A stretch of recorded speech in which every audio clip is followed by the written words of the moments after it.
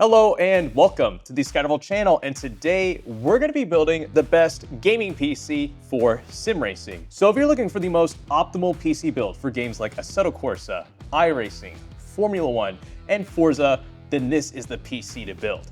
And I'm going to be doing this with my buddy Joe. What's going on, everybody? So in today's PC build guide, I'm going to show you how to put together this PC step by step, the parts going inside of it, how to install Windows, graphics card drivers, and then its sim racing gaming performance, and then ultimately if we build a PC like this for sim racing. So if you want to put together this PC yourself, I've got a really cool PCbuilds.gg link in the description below that includes all the parts we use in today's build guide. But the coolest part is that you don't have to build a PC that's ridiculously expensive to do sim racing. You can actually build a PC that's about half this price and still get really good performance.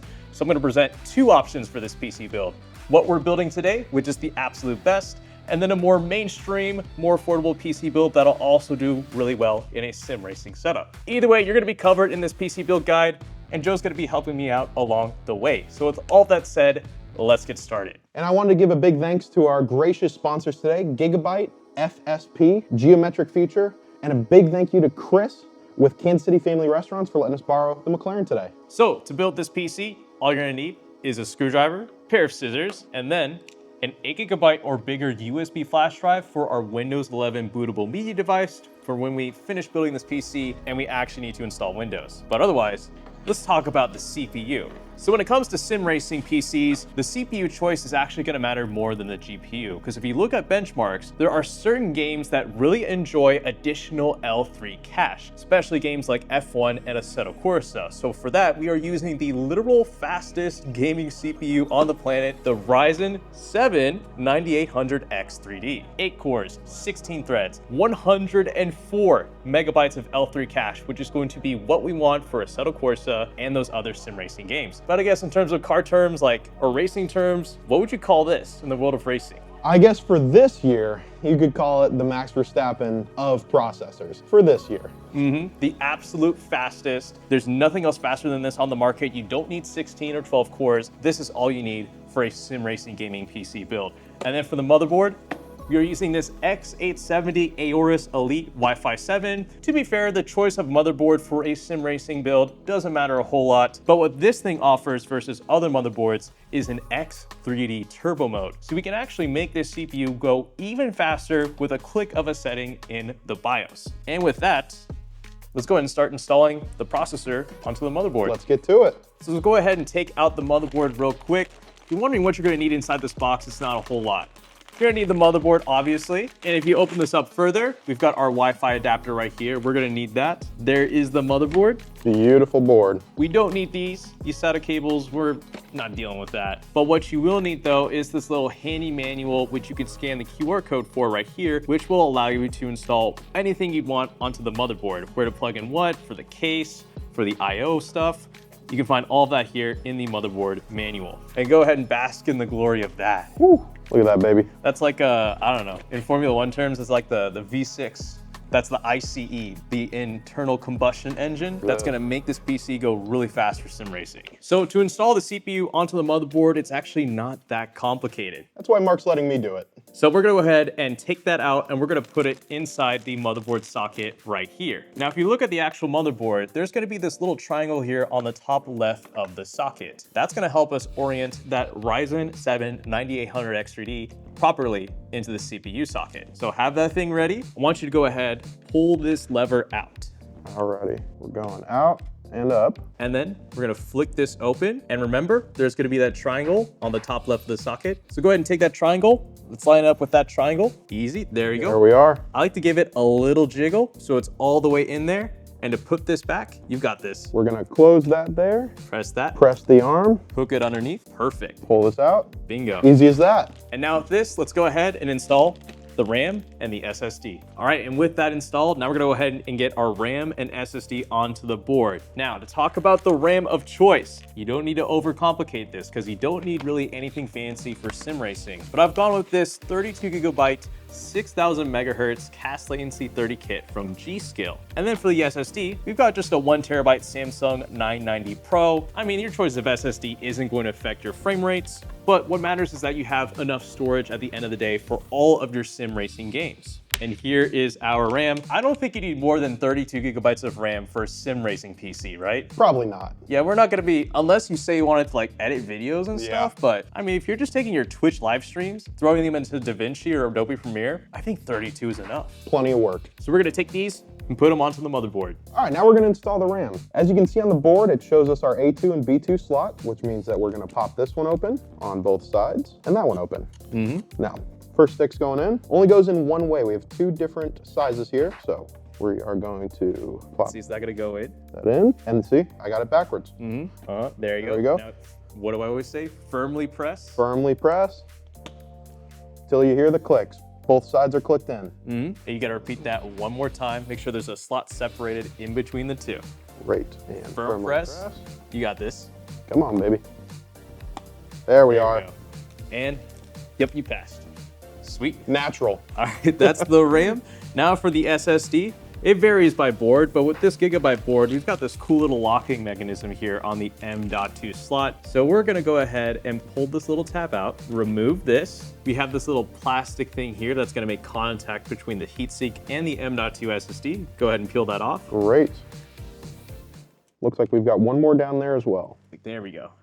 Now, if you look here at our M.2 SSD, we've got this little notch here on the connector, and that's gonna line up with the connection here in only one way. So you really can't mess this up. So go ahead and take your M.2 SSD, place it here, click it in. Then we're gonna move this down. Looks like we need to pull that out. Yep. Now our M.2 SSD is locked in. And then to put back on our M.2 heatsink, we've got this little, I want to say a little tab right here on the heatsink that's going to line up with this connection here on the M.2 SSD. I'm going to pull that in, and then we're going to move this lock back out, bring that back in, done. It truly is. Easy as that. Easy as that. So with our M.2 SSD and RAM done, now we're going to put this into the case. Now, if you're wondering, for the case of choice, it really doesn't matter what you go with, but we have gone with this beautiful looking Fantex Evolve X2. This case just came out. It's a very special looking ATX full tower, or I guess you could say it's a mid tower. And what I really like about this case, or I guess what you really liked, is that there's 3 glass panels on the front and even extending to the rear. So how I like to think of this case is that it's a totem. This is something that can be, it could stand in a setup, it could hold its own in a really fancy garage like this, and yet again, it's a sim racing PC build. So we're gonna hook this up to a sim racing setup. So it's got the looks and it's gonna have the performance. Absolutely, just beautiful clean lines on this. And we'll wait until the build is finished, but we've got a really cool matte black kind of color scheme we're gonna put inside this PC case with just the right amount of RGB, which I think with this case, there's a thin strip of RGB as well that goes along the top right here. So it's gonna turn out just right. Not too overkill. So with the case now, we're gonna go ahead, start taking off the panels here. There's the top panel off, and then we can remove the side panels here. All right, let's see what this side panel looks like. Remove that. All right, see if we can take this off. Alrighty. Nice and easy. It's like we just clip and slot. Look at that. And we've got our brushed aluminum right here as well. All right, let's take off the rear panel then, so we can have access to the rear of the case, because there's gonna be a handy box that's gonna be inside this case, I think. All right, here's the other panel. Love it. Be careful. Anyways, no matter what PC case you go with, I'm gonna move this, you should give some sort of accessory box. So this is gonna contain all the screws you'll need to install whatever you want inside this PC case. So we've got this cool looking Evolve manual right here from Fantex. Being a Fantex case, we have all the screws we'll need already in this handy little accessory box. That is extremely handy. Oh, this looks like an ARGB adapter, some zip ties, and that's about it. So now that we have the screws that we'll need to put the motherboard inside the PC case, we're gonna go ahead and lay this PC case on its belly and install the motherboard. Okay, so to install the motherboard into your PC case of choice, it's fairly straightforward. All you gotta do is make sure that you have motherboard standoffs that are covering each of these holes on the motherboard. Now, if it's a standard ATX PC case like we're going with here with this ATX motherboard, you're gonna have to deal with, I believe, 9 holes here across the motherboard. And if we then check here in the PC case, we have 1, 2, 3, 4, 5, 6, 7, 8, 9 standoffs already pre-installed, so we are good to go. So if you're wondering what screws we're gonna need to use for this PC case, they are shown here on screen, or again, you can reference the motherboard manual. All right, so let's go ahead and drop that into the PC case. So try to line it up the best you can with the standoffs, and the motherboard IO should touch the back of the PC case like that. Should just fall into place. Let's go ahead and test to make sure you got it. Yeah, you did. Now using, again, these screws that you see here on screen, we're gonna go ahead and start screwing in all of these into the motherboard. So what I'm gonna have Joe do is he's gonna go ahead and start screwing these in one by one. But what's important to know as you screw these into the motherboard is what I like to do is I like to screw them in halfway. I don't completely tighten them. I like to put all of them in on the motherboard at first with half tightness, and then once they're all into place, then we'll go ahead and tighten each of these screws one by one in a crisscross formation. So just like we're putting a wheel on a car, Mark. Precisely. That way there's equal pressure on all sides of the motherboard. So what I'm doing is I am gonna screw it in until I feel it grab a little bit on the threads, and then I'm gonna back it out about a quarter turn to a whole turn. So now with all those screws, like we said, we're gonna go ahead and tighten each of them one by one, and we're gonna follow in a crisscross formation. So we'll go ahead and fully tighten this one, go to an adjacent corner, tighten that, go to another corner, just keep doing it like this. And with that final screw tightened in, let's make sure we got all of these. Yep.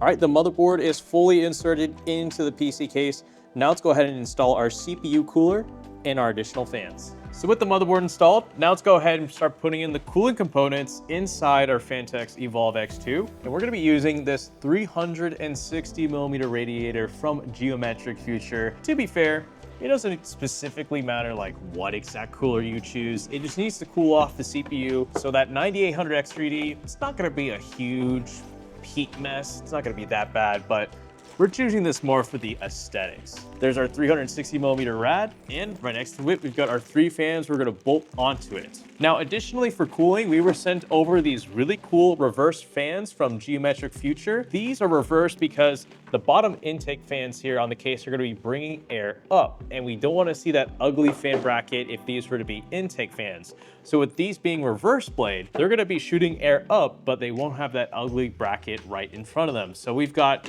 4 of these, an additional one right here, and I recommend knocking this out first, at least for the Evolve X2. You wanna go ahead and get all that cooling in and then insert the power supply. Now, Mark, I'm really excited for these fans because what it's gonna do is it's gonna keep the build of this computer nice and sleek. That way, everything is looking like it really was built and supposed to be in there. All right, we have completed putting in our AIO into the PC case. We're also gonna deal with some case fans, but we'll touch on that later. But just to give a little rundown of what we did, we went ahead and unlatched this top fan bracket support for the Fantex Evolve X2. We were able to mount our radiator and fans onto that, put that back into the PC case. Then we went ahead and mounted the pump onto our CPU, screwed it in, and then we're gonna mess with all of the cables a little bit later. But with that finally done, now we can talk about the power supply, which we have this 1000 watt FSP GM 80 Plus Gold, fully modular power supply. So I guess in terms of car terms, as far as what this power supply is like, imagine you have like a full-blown V8 with a turbo, and 1000 watts is probably the equivalent of that for power supplies. This is going to be plenty for our GPU of choice, and heck, it's gonna be enough for an RTX 5090 if you really wanted to go that far with your sim racing PC build. There it is. Here are all the cables we're eventually gonna start plugging into the power supply. But one thing to note is we have our power cable that came with the power supply.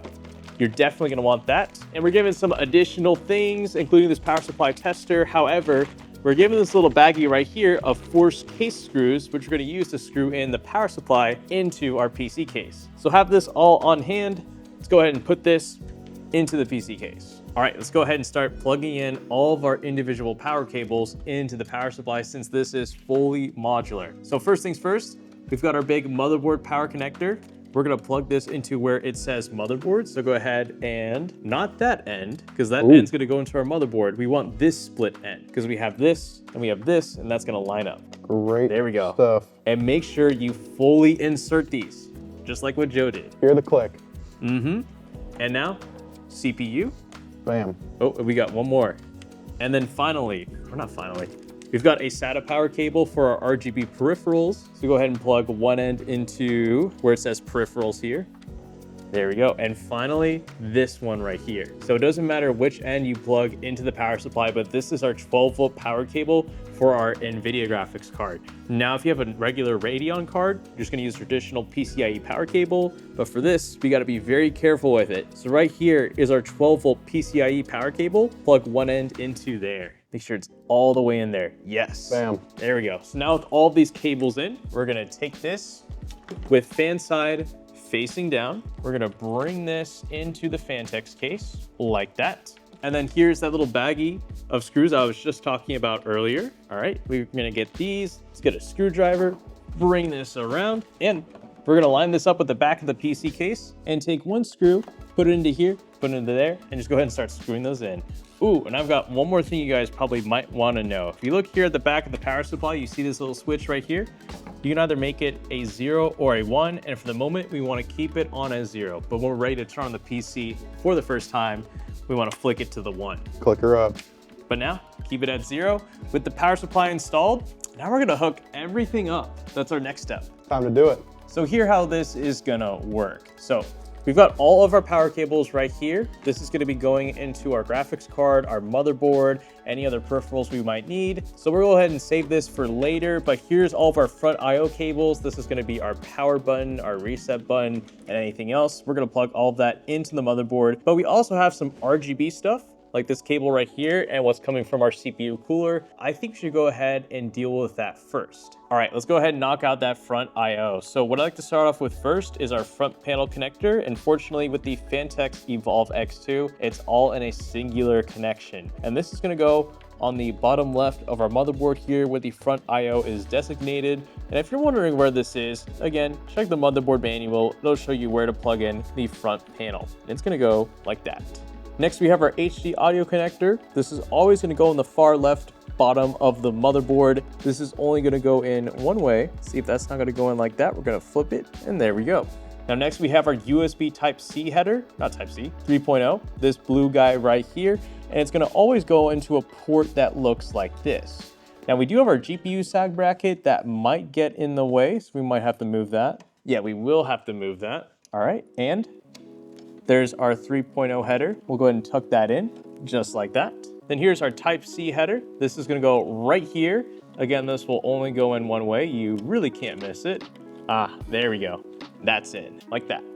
Now for the AIO here, we've gotten a few cables we're gonna have to connect into the motherboard. So this right here is the cable that came from the pump. And where I like to plug this is into where it says either CPU pump or CPU opt. So it's gonna be right next to the fan header that is designated as the CPU fan header, like that. And then as you can see, we have this thicker connector right here that's also a fan header cable. This is what's actually controlling the 3 fans from our CPU cooler. They're all daisy chained together, and we're gonna put this where it says CPU fan. So just put the 2 and 2 together.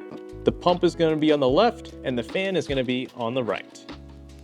Now with all of our front IO and our AIO cables done, now let's go ahead and plug in our power connectors from the power supply. Here's our motherboard power connector, this big chunky guy right here. As you can see, there's a latch here on the other side, and it's gonna line up with this notch here on the connection. So put the 2 and 2 together. It will only go in one way. If it isn't fully inserting, then just flip it around. Give it a firm press, and that is your motherboard power cable done. And then here are your 2 CPU power cables. As for this motherboard, we have 2 8-pin connectors for our CPU. Again, we have these latches here on the connectors. They're gonna line up with these notches here on the top. Bring the 2 and 2 together. May have to flip these around. Now the last 2 connections we need to worry about are our little RGB controller here that came with our AIO that controls the RGB for the fans on the water cooler. This needs a SATA power cable, which is why we went ahead and plugged one of these in. So I'm gonna go ahead and take care of that. Doesn't matter which end you plug it into. And finally, here's our very precarious 12-volt power cable for our graphics card, which I'm gonna go ahead and route just through here. Put that like that. See, that might not go through. We'll have to find another way to route that through. But now let's move on to the final part of the build, the graphics card. All right, Mark, my favorite part of this whole deal, our heart and soul, our 4080 Super. And look at that beautiful black sleekness, goes in nice and well with the case design. Now, you may be wondering, why did we go with an NVIDIA graphics card for this sim racing PC build? Well, to be fair, you can go with any graphics card brand. It could be Intel, AMD, or NVIDIA. But one thing that NVIDIA has that the other brands don't necessarily have is really good triple monitor support, which is important for sim racing, as we can see over there, because you have the availability of using NVIDIA Surround, which is really convenient for triple monitor setups. But if you're a VR sim racer or just a single ultra wide PC gamer, you can go with AMD, Intel, or NVIDIA, doesn't matter much. But I will say it's nice to get a graphics card that at least has 16 gigabytes of VRAM, which this 4080 Super Founders Edition definitely has. So with that out of the way, we're gonna put this into the PC case, and I'm gonna let Joe take the honors from here. Let's do it. So we've got the little PCI cover there, so take that off. And before we even insert it into the PC case, we gotta go ahead and unscrew the two screws that are gonna occupy, or the two PCI latches that are gonna be occupied by the graphics card. So let's see, Fantex, how did you do this? Ooh, are we able just to push this out? Oh, I think we are. Yep, pulling that out, and let's see. So our 4080 Super is gonna be occupying two PCI slots. This topmost slot right here. Okay, it's gonna be these two. I'm gonna go ahead and remove this and the one right below it. We've got both of those available. Take out the 4080 Super, and your objective is to put this into the topmost PCI Express slot. Do you wanna lay it down? Oh, wait a second. We need to take out, I think, a third. Looks like it. Oh yeah, we need to take out a third PCI Express slot. Ooh, this is such a chunky card as well. Okay, we're gonna switch spots. You come over here. Alrighty. And you've got this. All you gotta do is put it in there, and once you think it's gonna go in all the way, give it a firm press. Firm press. Yeah, that is in all the way.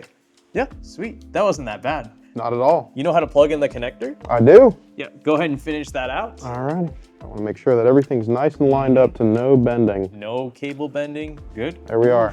And finally, I'll go ahead and screw in these screws for you. And with this last screw, and I should mention, with the Fantex Evolve X2, we are given a sag bracket, which let's see. Oh, actually, that's right there where the graphics card is. Okay, cool. Let's go ahead and put this thing back on. And here it is. Look at that. The PC, it's in its bare bones state. We gotta still do some cable management, but it's ready to be turned on. So let's go ahead and plug it to a TV and see if it works. Let's do it. All right, so we've got the PC fully built. We're gonna go ahead and turn it on and see if it works. So the steps you're gonna need to take to actually boot up the PC is pretty straightforward. So first things first, plug in your power cable that came from the power supply box into the back of the power supply here into an outlet. And now we can finally flip the switch on the back of the power supply from the 0 to the 1. Now, obviously, we need to plug in the display cable for our graphics card because we want to display out to a TV or a monitor. So we've got this HDMI cable right here. We're going to plug this into our 4080 Super and the other end into the TV. Of course, make sure you've got power to your display. Then make sure you have your keyboard and your mouse also plugged into the PC. And finally, here's our 8 GB or bigger USB flash drive with our Windows 11 bootable media device. Now, to create one of these, it's completely free. I've got a full video tutorial linked in the description showing you how to create one of these, maybe in about 5 minutes or so. But make sure you take this, plug this into one of the 3.0 ports in the back of your motherboard. There we go. Now with that all hooked up, I think we're ready to turn on the PC. Alrighty. Have at it. Ready for it? Are we on? Oh, I think this thing needs to be on. There you go. Try it now. Try it now. And we're gonna wait and see. Okay, so it actually works. If we get this little message right here, just go ahead and press Y. It'll just proceed. And if we wait for a moment, we're gonna see a little spinny circle, and that's our Windows executable running from our Windows installation media. See if it all works out. Oh, we've got the motherboard logo. There we are. All right, sweet. So I think in a matter of moments, we're gonna see the Windows thing, and we can finally get to installing Windows onto this sim racing gaming PC. So once you complete the installation for Windows, now let's go ahead and start setting it up. So clearly we're in the United States, we're not in anywhere else. We wanna use US. We don't need a second keyboard layout. Here's where you go ahead and connect to your internet. All right, we are connected to the internet, hit next. Here's where your license agreement is, just go ahead and accept. Now here you're welcome to name your PC. Joe, do you wanna name this PC anything? Oh, you know, we tossed around a few funny names, but I think Shop Pewter would be a pretty funny one. Shop Pewter, all caps. Sure. Shop Pewter. There we go. Photoshop here. All right, so we're gonna set this up for personal use. Now here is where we're gonna go ahead and sign into our Microsoft account. So if you have a Microsoft account that you've used in the past for say Xbox or on another PC, then now's the time to go ahead and log into that. Or if you don't have one, you can go ahead and create one from any Gmail account or anything like that. All right, so once you get to here, you're welcome to back up, but we're gonna hit more options, set up as a new PC, set up as a new PC. Now this is where we're gonna go ahead and create our PIN. This is what you'll use to sign into your PC no matter what. I'm gonna hit okay. All right, now here we're on to all the different privacy things for Windows. Now this is my personal preference, so I guess now it's gonna be for Joe's, but I like to disable all of these things and basically decline all of the offers we're gonna be given from Windows from here on out, because we wanna have the most bare bones and clean Windows experience possible with no additional bloatware. So as you can see, I'm just gonna skip, I'm gonna decline all this stuff, and I'll meet up back with you guys at the Windows desktop. Okay, we're here at the Windows desktop. We're given the Gigabyte Control Center. We definitely want to install this. This is going to let us install all of our utilities and drivers for our motherboard. And this could be something different, whether you have an ASRock or MSI or Asus board. There should be something that pops up on the bottom right of your screen indicating to download whatever utility or center that they let you do to install all the various things for your motherboard. We're gonna hit next, I agree. Just go ahead, let this run, and we'll catch back with you guys in a little bit. All right, we're gonna go ahead and hit here where it says Update Center. We're gonna skip Update Center. All right, now here are all the individual things we can install for our motherboard. Now, a lot of these are essential, but a lot of these are not. For instance, who needs Norton? We'll go ahead and deselect that. We don't need these Gigabyte libraries. The motherboard RGB we will need, and the dynamic lighting, I don't think we need that. Wi-Fi compass library, yeah, we'll need that. But all of these drivers here, AM5 graphic, Realtek HD audio, chipset, these are all necessary things. So once you have all the things you want selected, go ahead and hit install. Your PC is going to restart in and out of the process, but go ahead and let this run and we'll catch back up with you guys in a little bit. All right, so we've gone ahead and installed the things we wanted to install. By the way, you're also able to update the BIOS from Gigabyte Control Center, kind of cool. But now with this done, we're gonna do what we came all the way here for, and that is install the drivers for the RTX 4080 Super. So go ahead and type in the name of your graphics card. So RTX, well, I'm definitely terrible at this. 4080 Super drivers. And here on the NVIDIA.com link, you can see the official GeForce drivers. Go ahead and click on that. If you didn't know what graphics card you had, you can do the automatic driver, but we know what we have. So we'll go ahead and select 40 series, 4080 Super, Windows 11, search. And here we're welcome to install the GeForce Game Ready driver. But actually what I'm gonna do is we're gonna click on NVIDIA app. And we're actually gonna use this. This is basically NVIDIA GeForce, but newer and way cleaner to use. And this will help us install those graphics card drivers that we actually need. So we'll actually go ahead and do this instead of manually finding the drivers ourselves. Also, the other benefit is that you don't need an account to sign into NVIDIA app, which is super awesome. We'll go ahead and hit agree and continue. This is gonna be really straightforward. All right, and we'll go ahead and select Game Ready driver. Next, optimize, NVIDIA overlay, sure, why not? We'll go here to drivers. And here's the latest driver that we need for our RTX 4080 Super. We're gonna download that, let that run. Then we're gonna restart the PC and enter into the BIOS. Okay, and with that finished, the final thing we're gonna do is we're gonna go ahead and restart our PC, and we're gonna enter the BIOS and do one final thing. To enter the BIOS, we're just gonna go ahead and restart the PC, and when we see the brand of the motherboard pop up, we're gonna spam the delete key in order to enter the BIOS. So now once we're in the BIOS, there's a few things I want you to do. Go over here to where it says XMP and EXPO profile and set that to EXPO 1. We're going to enable high bandwidth and low latency. Actually, I guess not. And I believe that is pretty much it. Anyways, that's pretty much gonna be it. Just gotta make sure you enable EXPO. We'll go ahead and hit save and exit. And now you are ready to get to gaming. All right, Joe, we've completed the PC. We've got you on the sim rig now. How is it feeling right now? Mark, I'm telling you, this is as good as it can get for me. Everything feels so responsive.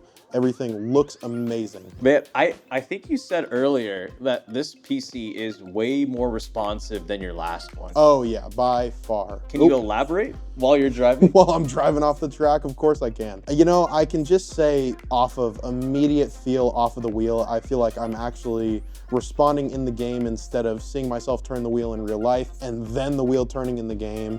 This computer is not only faster and processing the game much easier and quicker, but I'm also noticing I'm getting a lot better frame rate in the game. I don't feel like I'm chopping up too much. We're getting about just over 200 with this triple monitor setup, and I don't think we've even enabled DLSS frame generation. So that's just from the horsepower of that 4080 Super and the 9800 X3D. But I think the most important thing, frame rate aside, is the latency. We're getting about 5 to 4 milliseconds of latency, which I think is quite respectable given these monitors. If you're getting below 5 milliseconds, that's gonna be pretty much imperceivable to the human eye. So I think we've accomplished today's PC build guide for making the best sim racing gaming PC. Once again, here's the frame rate on screen if you don't believe me, and I have no doubts this is gonna be able to run Assetto Corsa Evo, even with ray tracing turned on pretty well. Same goes for iRacing, and same goes for whatever Forza title you want to throw on this PC. Once again, if you want to build this, I've got a full link to it in the description down below in my PCbuilds.gg link. But again, you don't have to build a PC this expensive to enjoy sim racing.